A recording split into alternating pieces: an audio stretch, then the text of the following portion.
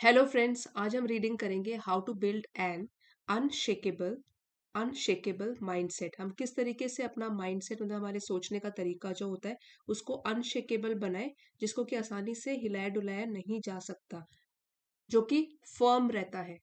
अब यहाँ पे देखो, जो जैसे शेक की स्पेलिंग होती है वो होती है शेक, हिलाना डुलाना। अभी इसमें शेकेबल है, ये हमारा प्रीफिक्स लगा है। अन मतलब नहीं, नेगेटिव होता है इसका मीनिंग। तो अनशेकेबल जिसको कि हिलाया डुलाया नहीं जा सकता, जो स्थिर होता है। और एन क्यों लगा है? How to build a mindset. अगर यहाँ पे ये वाला एडजेक्टिव नहीं होता तो हम बोलते how to build a mindset. An इसलिए लगा है क्योंकि ये वॉवल साउंड है यहाँ पे। और इस आर्टिकल के थ्रू आप बहुत अच्छी वोकेबलरी, एडवांस लेवल की वोकेबलरी आज है। बट आप ये देखिए कि इतनी आसानी से मैं आपको समझाऊंगी, आपको बहुत इजी लगेंगे सारे के सारे। ये जो वर्ड्स हैं काफी इजी लगेंगे जब पूरा पढ़ लोगे। और लास्ट में हम पूरा रिवाइज तो करेंगे, आज हम लास्ट में कुछ सिनोनिम्स भी करेंगे, तो लास्ट तक वीडियो को जरूर देखना। तो चलो शुरू करते हैं। In a world full of uncertainty, uncertainty एक ऐसी दुनिया जो कि भरी हुई है अनिश्चितता से। अनिश्चितता क्या है कि हमको यही नहीं पता आने वाले टाइम में होने क्या वाला है। अनसर्टेन है ना, तो ये जो पूरी दुनिया अनिश्चितता से भरी हुई है, हमको पता ही नहीं है कि कल क्या होने वाला है। फिर कॉमा है, building an unshakeable mindset is not merely a choice. तो ये अब बताया हुआ है कि अब ऐसी दुनिया में जो कि अनसर्टेनिटी से भरी हुई है, हमको बनाए रखना एक ऐसा माइंडसेट। अपना दिमाग का स्वभाव हमको कैसे बनाना है, अपने माइंड को, सोचने के तरीके को, जिसको हिलाया डुलाया नहीं जा सकता, जो कि स्थिर रहता है, काम रहता है, कंपोज रहता है। It is not merely a choice. Merely means केवल। अब ऐसा नहीं है कि ये हमारे पास एक विकल्प के तौर पर बच गया है कि भाई हमारी मर्जी हम करें ना करें, अपने माइंड को स्ट्रांग बनाए या ना बनाए। इट इज अ नेसेसिटी, ये एक जरूरत बन गया है। सबका माइंडसेट जो है वो अनशेकेबल होना चाहिए, क्योंकि ये आजकल की दुनिया की डिमांड है। Life often presents vicissitudes, vicissitudes यहाँ प्रोनाउंसिएशन भी आज लिखिए क्योंकि एडवांस लेवल की वोकेबलरी है। तो साथ ही में आप ये भी देख लीजिए, मीनिंग भी देख लीजिए क्या है। देखो, लाइफ जो है अक्सर हमारे सामने खड़ा करती है, पेश करती है विसिसिट्यूड्स। और ये एक नाउन है, पार्ट ऑफ स्पीच इसका, और इसका मतलब होता है कि जीवन के उतार चढ़ाव। ठीक है, कभी अच्छी चलती है जिंदगी, कभी थोड़ा दुखों वाली चलती है, तो उसको कहते हैं विसिसिट्यूड्स। द चेंजेस और ups and downs that happen in life. Life often presents vicissitudes. अब क्या हो गया ये कि जिंदगी हमारे आगे खड़ा करती है क्या? विसिसिट्यूड्स। कभी अच्छी चल रही है, कभी खराब चल रही है। That can easily deteriorate. Deteriorate, deteriorate means कमजोर कर देना, थोड़ा वीक कर देना। टू बिकम वर्स और वीकर ओवर टाइम, तो कमजोर या खराब हो जाना। तो जब हमारा माइंडसेट क्या होता है, ऐसे मुश्किल टाइम से गुजर रहा है, लाइफ स्टेबल ही नहीं चल रही है, तो ऐसे माइंडसेट से क्या होता है, हम लोग आसानी से कमजोर पड़ जाते हैं। आवर कॉन्फिडेंस, हमारा आत्मविश्वास और स्पष्टता, जीवन का उद्देश्य, क्लैरिटी, अपने खुद के थॉट्स क्लियर भी है नहीं है, हम उसके ऊपर डाउट करने लग जाते हैं। तो इसका मतलब क्या हुआ? Life often presents vicissitudes that can easily deteriorate our confidence and clarity. अब विसिसिट्यूड्स के लिए बताया गया है कि जो जो उतार चढ़ाव है जिंदगी के, वो चीजें आसानी से कमजोर पड़ा देती है, कमजोर कर देती है हमारे आत्मविश्वास को और स्पष्टता को। हमको ये समझ में नहीं आता, सेल्फ डाउट होने लग जाता है खुद के ऊपर। हमने गोल्स भी सही चुने हैं, इसके ऊपर भी शक होने लग जाता है। To withstand withstand such turbulence, turbulence, turbulence। So withstand, इसका मतलब होता है किसी चीज को सहना या किसी चीज का विरोध करना। यहाँ पे है टू withstand, सहने के लिए, सच टर्ब्यूलेंस। और टर्ब्यूलेंस इसका मतलब है इनस्टेबिलिटी या अशांति। इनस्टेबिलिटी, जब स्टेबल नहीं रहती है चीजें। तो अब हमको ऐसी इनस्टेबिलिटी को सहने के लिए क्या करना चाहिए?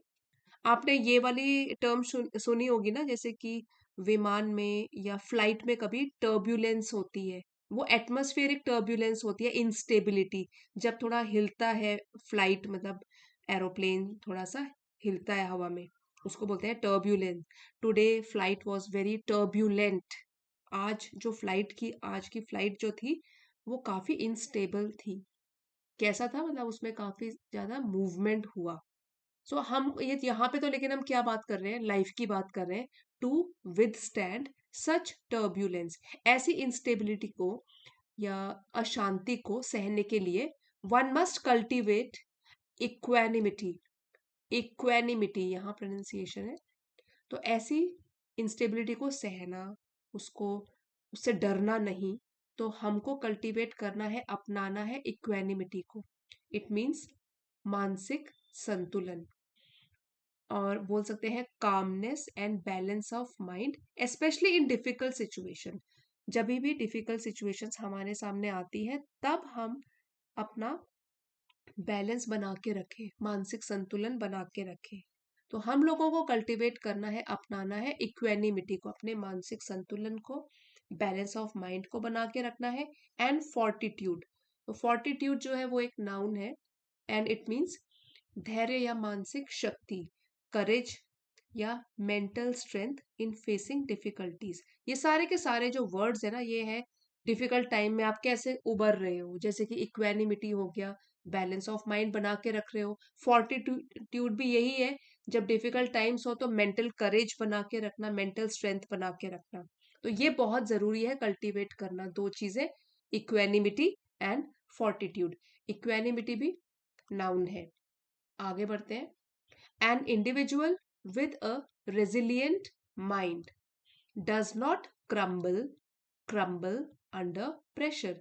एक ऐसा इंसान, ऐसा व्यक्ति जिसका दिमाग कैसा है, रेजिलियंट, सहनशीलता है, उसमें प्रतिरोध क्षमता है, बाउंसिंग बैक एबिलिटी है। ऐसा माइंड जब होता है किसी इंसान का, तो वो आसानी से क्रम्बल होता है कि चूर चूर चकनाचूर हो जाना, टूट जाना। तो प्रेशर पड़ते ही वो चकनाचूर नहीं हो जाता, क्रम्बल या टूट के बिखर नहीं जाता। यहाँ पे सिंगुलर सब्जेक्ट है एन इंडिविजुअल, इसलिए यहाँ पे वर्ब भी सिंगुलर फॉर्म में यूज किया गया है। एन इंडिविजुअल जो कि रखता है रेजिलियंट माइंड, वो टूटता नहीं है प्रेशर आने से।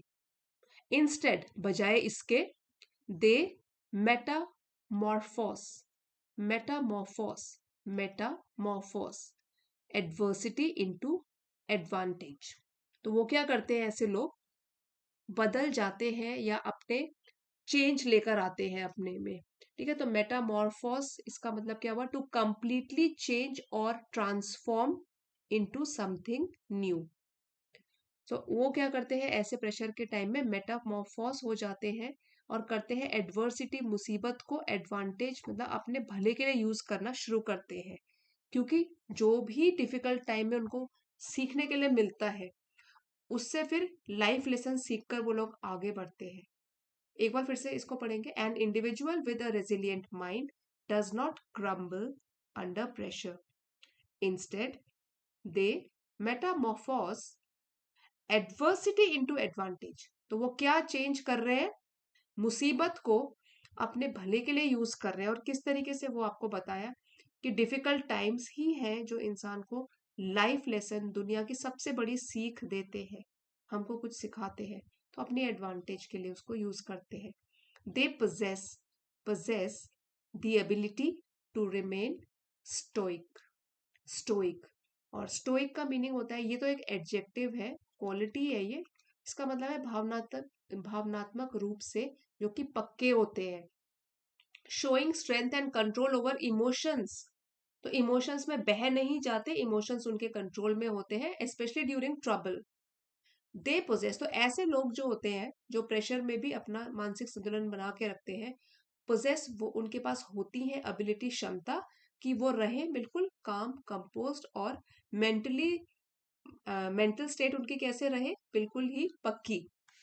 Showing strength and control over their emotions when circumstances are unfavourable, जब भी जो स्थिति है, माहौल है बाहर का, वो अनफेवरेबल हो, उनके हिसाब से ना हो, या बोल सकते हो आप कि which is not that good, जब सर्कमस्टेंसेस, उनकी जो परिस्थितियां हैं, वो बिल्कुल प्रतिकूल हो, ढंग से न चल रही हो, and optimistic even in the midst midst of chaos chaos.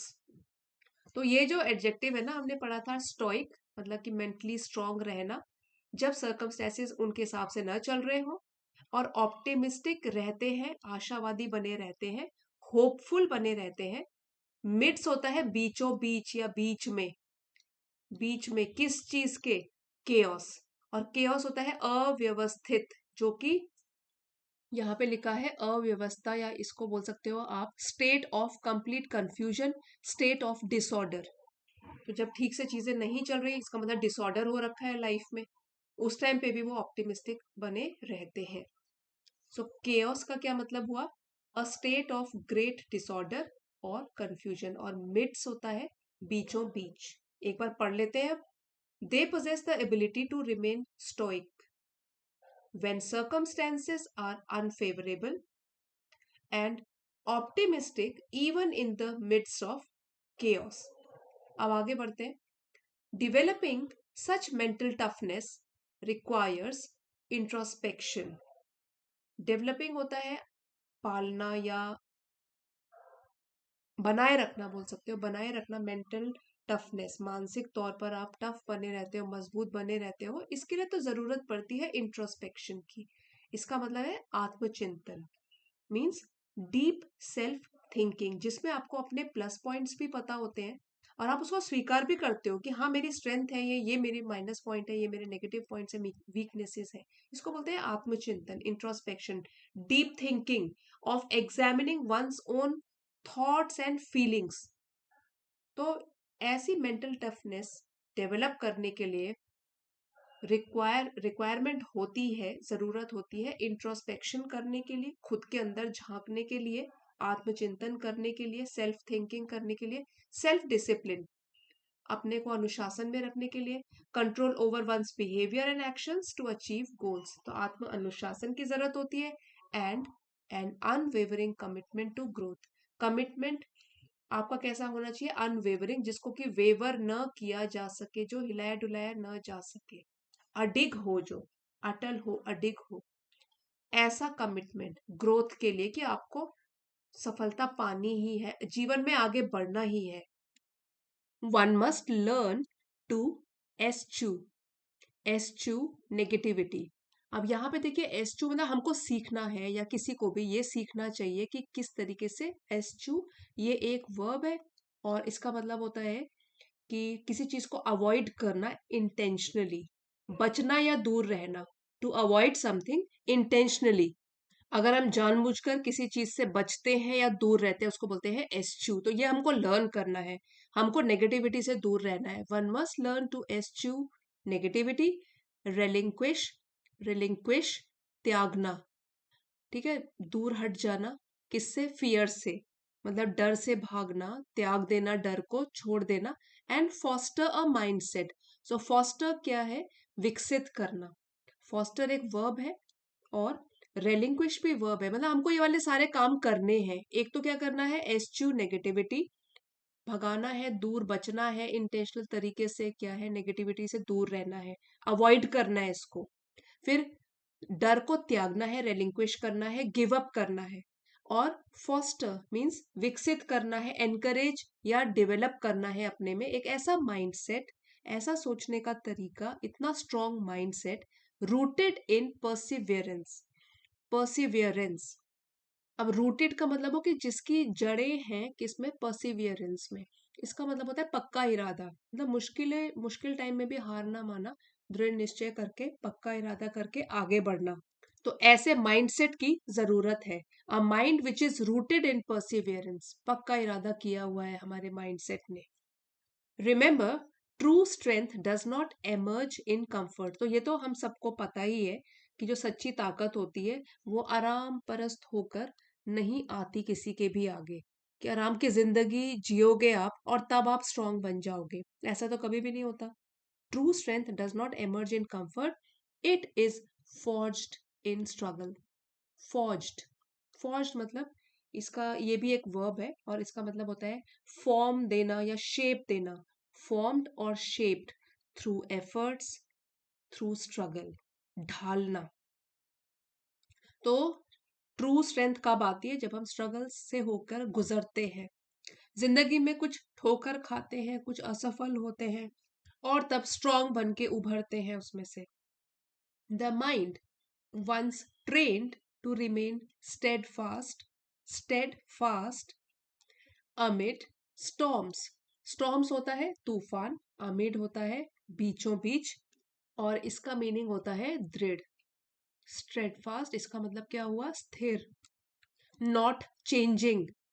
Okay, तो एक हमारा दिमाग, द माइंड, जो एक बार वंस ट्रेन, उसको ट्रेनिंग मिल गई है कि दृढ़ पक्का बना रहेगा वो तूफानों के बीचों बीच भी, बिकम्स इनविंसिबल। Becomes invincible. देखिए यहाँ पे द माइंड है, सिंगुलर सब्जेक्ट है, इसलिए यहाँ पे वर्ब भी सिंगुलर फॉर्म में यूज किया गया है, द माइंड। फिर ये एक्स्ट्रा जानकारी दी गई है, माइंड, ऐसा माइंड जो कि ट्रेन हो चुका है, जिसको ट्रेनिंग मिल चुकी है कि वो दृढ़ बना रहे, पक्का बना रहे, तूफानों के आने के बावजूद भी, स्ट्रगल्स के आने के बावजूद भी, वही बनता है इनविंसिबल। इनविंसिबल एक एडजेक्टिव है, इसका मीनिंग होता है जिस पर की जीत न हासिल की जा सके। Too strong to be defeated, मतलब जिसको हराया ही नहीं जा सकता, जिसके ऊपर विक्ट्री नहीं पाई जा सकती, तो वो बन जाता है ऐसा इनविंसिबल माइंड, जिसको हराया कभी भी नहीं जा सकता। When you learn to command your thoughts, और जब आप सीख जाते हो अपने थॉट्स पर, आपकी कमांड होती है, आपका कंट्रोल होता है, सारी भावनाएं, सारे थॉट्स, विचार आपके कंट्रोल में होते हैं। No external force can disrupt your inner peace, तो कोई भी बाहरी ताकत नहीं हो सकती जो कि चोट पहुंचाए या खराबी पैदा करे आपकी खुद की इनर पीस पर। और हिंडर, हिंडर होता है बाधा, रुकावट, या कि बाधा डाले, रुकावट बने आपकी प्रगति में, तब कुछ नहीं हो सकता। अगर आपका माइंड स्ट्रांग है, आपका कंट्रोल है पूरी तरीके से उसके ऊपर, तो बाहरी फोर्स कुछ नहीं कर सकती, आपको नहीं हरा सकती। That is the essence of an unshakeable mind. Essence होता है सार, निचोड़, तो वही है एक पूरा सार एक अनशेकेबल माइंड का, जो कि स्ट्रांग है, which can not be changed, which can not be destroyed. इसी लेसन का पीडीएफ आपको चैनल की एलिट मेंबरशिप को ज्वाइन करके मिल जाएगा। आप चाहते हो तो लेवल 2 की मेंबरशिप को ज्वाइन कर सकते हो, रोज वहां पे पीडीएफ पोस्ट किए जाते हैं। जाइएगा नहीं, वर्ड मीनिंग्स रिवाइज करते हैं अभी। विसिसिट्यूड्स नाउन है, जीवन के उतार चढ़ाव। Deteriorate, deteriorate means weaken, worse, और कमजोर पड़ जाना। इक्वानिमिटी, इक्वानिमिटी मीन्स मानसिक संतुलन या धैर्य बना के रखना। फोर्टिट्यूड होता है मेंटल करेज, मेंटल स्ट्रेंथ। मेटामॉर्फोस, मेटामॉर्फोस बिल्कुल बदल जाना, कंप्लीटली चेंज या transform into something new.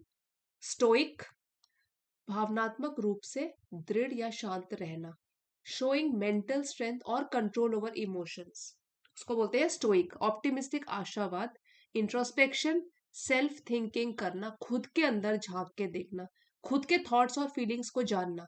Self discipline, खुद के ऊपर नियंत्रण, कंट्रोल होना खुद के बिहेवियर के ऊपर।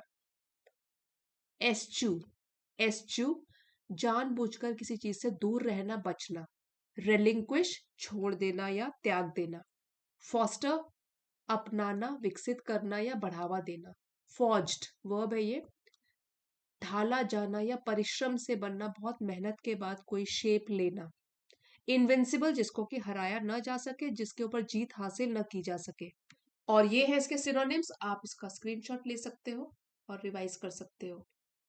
आपकी सेल्फ प्रैक्टिस के लिए यहाँ पे 2 सिंपल सेंटेंसेस भी है, आप चाहो तो इसका स्क्रीनशॉट ले सकते हो, अदरवाइज आप पीडीएफ को डाउनलोड कर सकते हो। ये आपकी प्रैक्टिस के लिए है, ताकि ये वाले जो वर्ड्स हमने आज पढ़े हैं इजीली वो आपकी वोकैबुलरी का हिस्सा भी बन जाए। और ये था हमारा आज का मोटिवेशनल आर्टिकल।